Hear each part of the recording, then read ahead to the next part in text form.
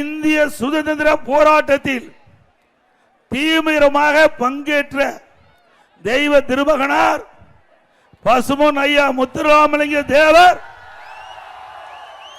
தன் வாழ்நாள் முழுவதும் அனைத்து தரப்பு மக்களுக்காக வாழ்ந்தவர். தனது சொத்தின் பெரும் பகுதியை ஜாதி மதம் பார்க்காமல் தானமாக மக்களுக்கு கொடுத்தவர். தேசிய தலைவரான தேவர் திருமகனார் ஒரே நேரத்தில் சட்டமன்ற தேர்தலிலும் நாடாளுமன்ற தேர்தலிலும் போட்டியிட்டு வெற்றி பெற்றவர்.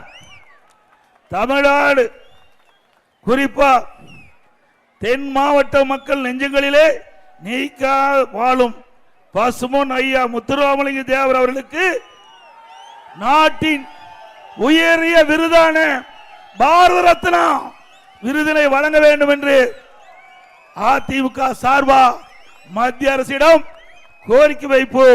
அதை நிறைவேற்றுவதற்கு அனைத்து முயற்சியும் அதிமுக கட்சி எடுக்கும்.